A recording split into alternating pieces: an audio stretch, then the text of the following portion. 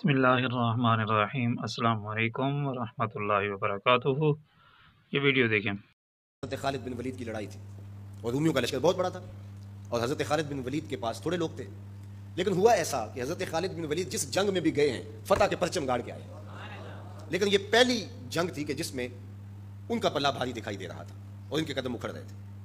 हज़रत राफ़े ताई रज़ी अल्लाह ताला अन्हु ने कहा, लगता है आज कज़ा आ गई, आज नहीं हम बच सकते, हालात जो हैं। हज़रत खालिद बिन वलीद कहने लगे, हाँ मुझे भी यही लगता है कि कज़ा आज आई ही आई।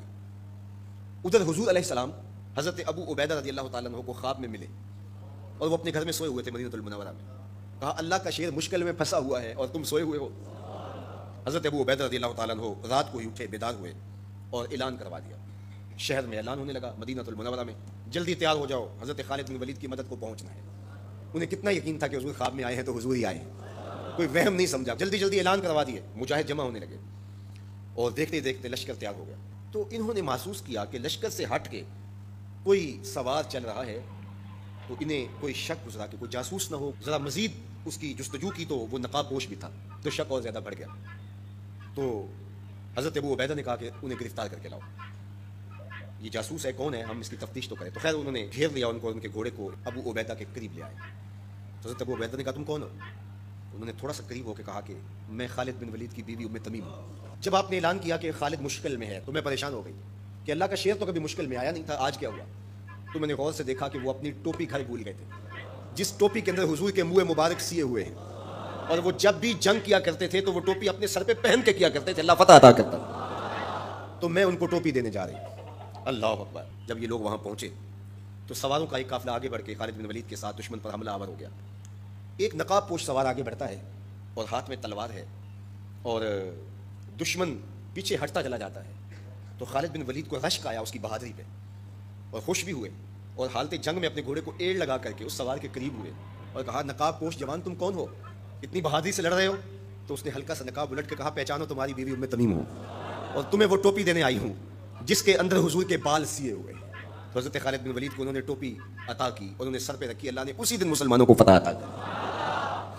ये हुजूर अलैहिस्सलातु वस्सलाम के बालों की बरकत थी। हज़रत उम्मे सलमा रज़ी अल्लाह ताला अन्हा के पास, ज़ौजे रसूल सल्लल्लाहु अलैहि वसल्लम के पास हुजूर के मुबारक बाल थे।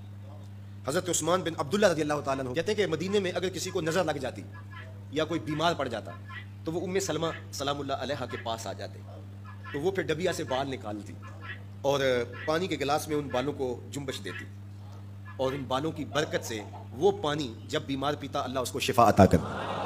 ये हुजूर के मुबारक बालों की बरकत है। अल्लाह अकबर। और एक दिन हुजूर गुस्ल करके आए और स्याह रंग के मुबारक बालों, अल्लाह अकबर, का हुस्न और नुमाया हुआ। तो हुजूर ने ऐसे हाथ डाल करके एक बाल अलग किया और साथ इरशाद फरमाया, मन अज़ा शारतम मिन शारी फल जन्नतु अलैहि हरामन। सुन लो, जिसने मेरे बालों में से एक बाल को भी अजियत दी उस पर अल्लाह की जन्नत हराम है। हम तो हुजूर के गुलाम हैं, हुजूर के नौकर हैं, हुजूर तो हुजूर रहे, हुजूर के बालों की तौहीन भी गवारा नहीं है। इकबाल कहा करते थे, लोग बातें करते हैं, हम तो ये भी गवारा नहीं करते कि कोई कहे तेरे पैगंबर के कपड़े मैले थे, हम तो ये भी गवारा नहीं करते। मगरब इस कैफियत को समझता नहीं है और वो समझता है कि शायद इन हरकतों से मैं मुसलमानों के दिलों से उनके पैगंबर की अजमत को छीन लूँगा, निकाल दूंगा, लेकिन उसे भूल हो गई है।